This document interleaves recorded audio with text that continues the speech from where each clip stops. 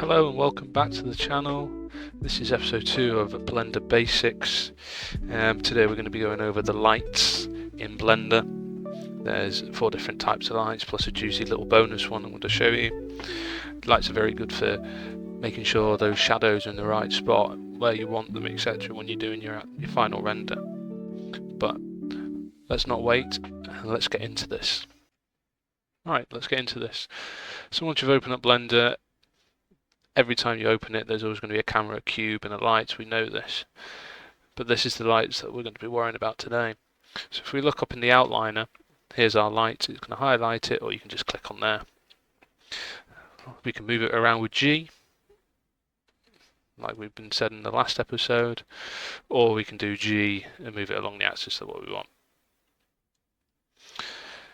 We can also press the top right button here, viewport shading, to see the light, so we can see that it's done something. But obviously you can't see any of the shading because we don't have a plane in yet. You can press that, or you can press Z8, which brings up the little thing, little scroll wheel, and then we can press 8, which brings us into here. So Blender gives you 4 types of lights. We've already talked about this one. This is your point light. Then you've got sunlight, spotlight, and area light.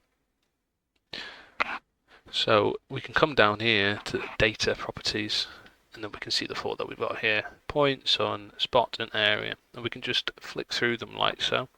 So sun is what it's going to tell you on the tin, really. It casts shadows even like daylight, so it'll just light up this whole area. Point, it just casts an area of light in all directions. It will just radiate, so it's like a big orb. So like a smaller version of the sun. Spotlight, as we can see, that is the area that it's just going to light. And then area itself, for some reason it's going like that, but it will, I'll show you.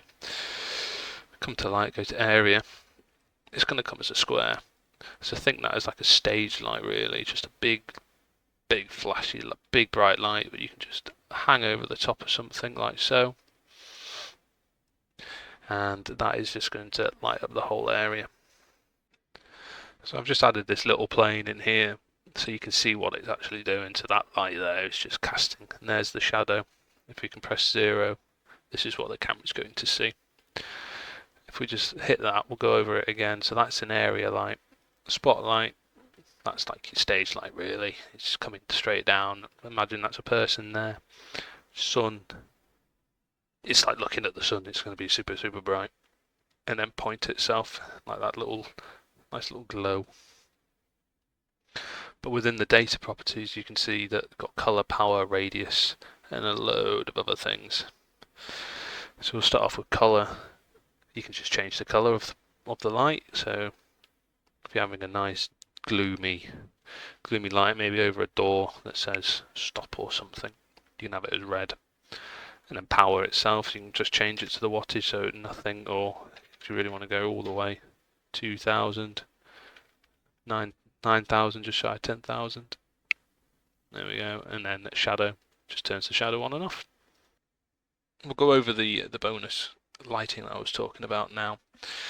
It's a HDRI. It's like a world, like an environment texture. So all this darkness that you see around us, we can load that into anything, really. I've got one that I'll put on now, which is just like a mountainside, but you can make it a building, like a really fancy kitchen if you're doing a render for like a coffee mug or anything like that. But all we have to do is go over to the world icon here and press color. But what I'll do before that is just I'll delete all of these. So all we've got now is the cube and the camera. So if we click on the little yellow dot, come over to environment texture, it's going to turn your world like a pink. It's basically like a green screen there now. And basically wherever you've downloaded your HDRI, you can either pay for them or you can get free ones off a website called Polyhaven, which I've got one off here. So quickly just click on there now, and I've just opened the image, and this is what we've got. So we can just get rid of this, and now I've just got the floating cube. But if we press F12, you can just see that I've got this cube and there's natural light coming off the HDRI to basically put a shadow on this cube if I put another plane underneath. So we're going to finish up the video here, guys. That is just the basics of lighting, different types of lights, what colours you want them, powers, sort of what the lights do for themselves, whether it's that spotlight where you can just really highlight one thing, or the sun where you just want to put a death ray down on your scene. Excuse me.